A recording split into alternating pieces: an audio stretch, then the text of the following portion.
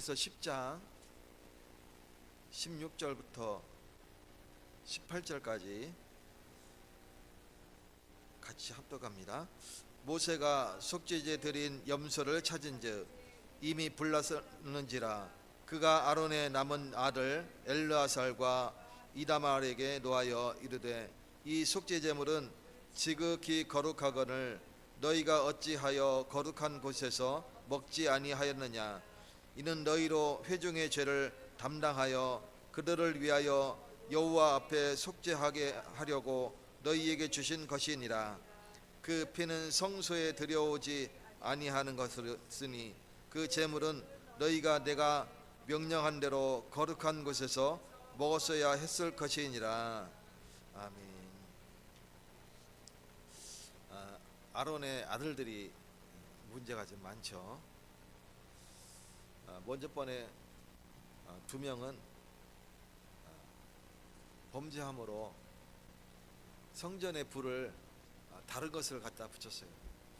그래서 즉시 하나님이 그들의 생명을 거두어 가시는 그런 재앙을 맞았죠. 근데 이번에는 남은 다른 아들 둘이 어떤 일을 벌였냐면 백성이 속죄제를 드리는 거예요. 백성이 자기 신분에 따라서 수소나 또 숫염소나 아니면 아주 가난한 자는 비둘기라도 가져와서 이제 속죄제를 드리는데 지금 여기 16절에 보면 엘르아살과 이다말이 이 누구냐면 아론의 자식들이에요. 그러니까 제사장 지파죠. 제사장으로서 그 드려진 속죄 제물을 드려지고 그리고 그것을 가져다가 제사장들이 같이 나누어서 같이 먹어야 됐어요. 먹어야 되는데 먹지 않았다. 지금 그거에 대해서 아론이 이 두 명을 놓고 굉장히 책망하는 그런 장면이죠. 그래서 17절에 보면 이 속죄 제물은 지극히 거룩하거늘 너희가 어찌하여 거룩한 곳에서 먹지 아니하였느냐. 이는 너희로 회중의 죄를 담당하여 그들을 위하여 여호와 앞에 속죄하게 하려고 너희에게 주신 것이니라. 근데 이들이 먹지 않았어요. 단순히 뭐 음식을 안 먹었다 이런 차원이 아닙니다. 이 속죄 제물을 먹어야 되는 이유가 뭐냐면 첫째는 이 제물이 피 흘려 죽은 것으로서 그 피를 제단 주위에 뿌리고 그리고 분향을 하죠. 그래서 그 피 흘려 죽음으로 말미암아 죄의 형벌이 이제 이루어진 거예요. 내 대신 이 짐승이 내 죄를 대신해서 죄의 형벌을 맞은 겁니다. 그게 첫 번째 이유고, 두 번째 이유는 그 제물을 가져다가 제사장이 그 제물을 먹음으로 말미암아 속죄의 제사가 완성됐어요. 하나님께서 받으셨다라는 표현이에요. 근데 이 제물을 지금 제사장이 먹지 아니하였으니 이게 아론이 그거에 대해서 책망하는 그런 장면이 되죠. 이 제물은 속죄에 대한 형벌을 이미 행했기 때문에 이 제물은 죄값을 치른 거예요. 그렇기 때문에 거룩하죠. 죄가 없는 거룩한 음식을 거룩한 곳에서 먹어야 되는 그런 상황인데 이 제물을 먹지 않은 그거에 대해 지금 책망하는 겁니다. 하나님께서 제사장들에게 주신 규례죠. 이 규례는 반드시 지켜야 됩니다. 그래서 거룩한 음식을 먹지 아니한 백성들의 죄를 담당할 제사장이 그것을 먹지 아니한 그 첫 번째 죄고, 그거보다 앞서 하나님의 명령을 규례를 어긴 거예요. 그렇기 때문에 그것이 더 큰 죄죠. 그래서 이 제사장이 속죄 제물을 먹는 것은 백성의 죄를 본인이 감당하는 그런 의미도 있고, 두 번째는 하나님의 말씀에 순종하는 그런 의미가 있는 겁니다. 이 두 가지의 죄에 대해서 지금 아론이 책망하고 있습니다. 그러면 속죄 제물의 의미는 뭐냐? 백성을 대신해서 드려진 희생이에요. 제물이죠. 그리고 이 제사장이 그 고기를 먹는 행위는 단순한 식사 배 채우기 위해서 먹는 게 아니라 백성을 죄를 대신하고 담당하고 중보하는, 하나님과 백성 사이의 중보자 역할을 하는 거예요. 이게 제사장의 역할입니다. 그 역할을 지금에 와서는 누가 담당하느냐? 바로 앞에서는 이 목사가 하는 게 아니라 예수님이 담당하시는 거예요. 그래서 대대제사장 예수님. 그래서 중보 사역을 하는 그 사역의 상징입니다. 따라서 이 두 아들이 먹지 아니한 것은 하나님의 구속 사역에 대한 불순종이 되는 거예요. 구원에 대한 그 하나님의 사역에 대한 불순종이 되어버리는 거죠. 그렇기 때문에 우리는 제사장은 반드시 먹었어야 됩니다. 이 속죄 제물의 의미는 뭐냐면 감사예요.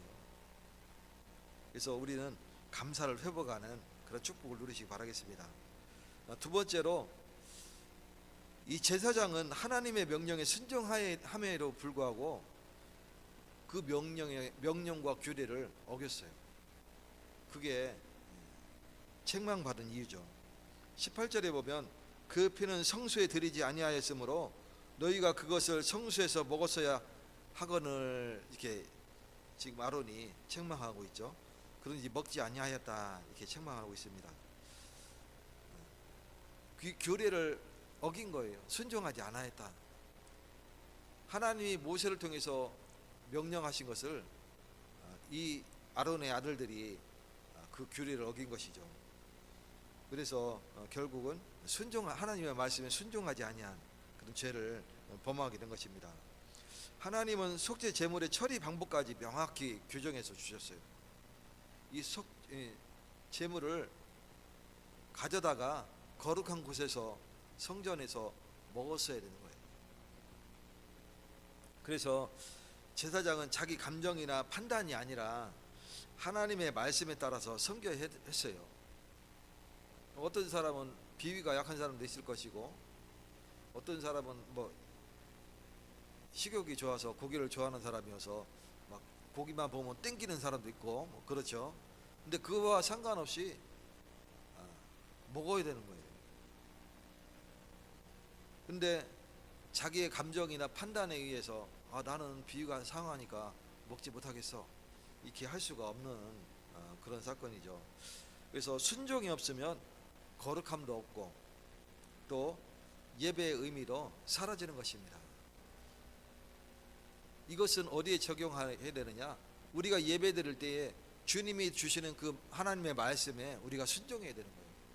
저와 여러분이 하나님의 말씀에 순종하시기를 축원드립니다. 그래서 제사장은 하나님의 명령에 순종해야 되는 그런 축복을 누려야 되는 겁니다. 순종이 없으면 거룩함도 없고 예배의 의미도 사라지게 됩니다. 그럼 세 번째는 거룩입니다. 하나님은 제사장의 거룩을 통해서 백성을 거룩하게 하세요. 오늘 10절과 11절에 보면 그리하여야 너희가 거룩하고 속된 것을 분별하며 부정하고 정한 것을 분별하고 또 나 여호와가 모세를 통하여 모든 규례를 이스라엘 자손에게 가르치리라 말씀하고 있어요. 하나님은 제사장의 그 거룩, 왜 거룩이냐? 제사장은 이미 나아올 때에 먼저 하나님 앞에 속죄 제물을 드리고 자신을 거룩하게 했어요. 그 상태에서 백성의 죄를 위하여서 하나님 앞에 속죄제를 드리는 겁니다. 그리고 그 거룩한 상태로 그 제물을 가져다가 거룩한 곳에서 먹어야 되는 것이죠. 그래서 제사장이 하나님의 명령을 온전히 따를 때에 백성은 하나님 앞에 바로 설 수 있는 거예요. 앞에 선 이 목사가 거룩하지 못하면 지금 자리에 앉아 있는 여러분들이 이 목사를 따르지 않겠죠. 저 사람 뒤가 구려. 저 사람 거룩하지 못해. 여러 가지 속으로, 입으로 내지 않더라도 속으로 생각하겠죠. 그래서 앞에 선자는 본을 보여야 되는 겁니다. 그래서 이 속죄제물을 먹지 않은 이 사건은 제사장 개인의 문제를 넘어서 공동체 전체의 거룩함에 영향을 주는 일인 거예요. 그렇기 때문에 이 아론의 두 아들이 책망을 받은 것입니다. 하나님은 제사장의 순종을 통해서 백성을 거룩하게 하시기를 원하셨어요. 그래서 오늘 저와 여러분이, 이제는 저와 여러분이 모두가 다 제사장입니다. 그렇기 때문에 하나님 앞에 거룩한 그런 축복을 누리시고, 이제 거룩하여진 예수 그리스도를 붙잡을 때에 우리가 거룩하게 되는데, 이 예수를 누리고 전하는 그런 축복을 누리시기 바라겠습니다. 결론적으로 속죄 제목을 먹지 않은 아론의 아들들에게 주어진 책망은 순종의 중요성을 강조하기 위함입니다.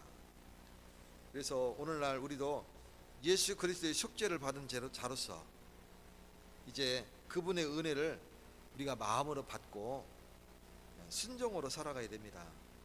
사도행전 5장 29절에 사람이 하나님보다 사람에게 순종하는 것이 마땅하냐? 그렇지 아니하다, 이렇게 말하고 있어요. 사람이 하나님께 순종해야 되는 거예요. 사람이 사람에게 순종하는 것은 절대 아닙니다. 여러분이 이 목사에게 순종한다? 절대 그러지 마시기 바랍니다.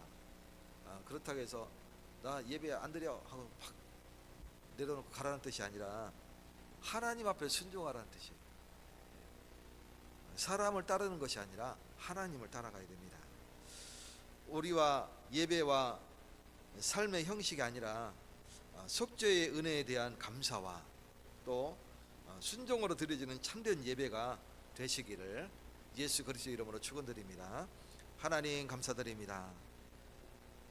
속죄 제물이 되신 예수님, 우리의 모든 죄를 다 용서받게 하시고 이제 주님의 은혜 가운데 순종으로 우리를 축복하신 하나님께서 예수 그리스도의 순종으로 말미암아 우리를 거룩하게 하시고 이제 날마다 그 구원의 은혜를 누리며 감사를 회복하며 순종의 은혜를 누리며 이제 거룩한 백성이 되도록 축복하시니 감사드립니다.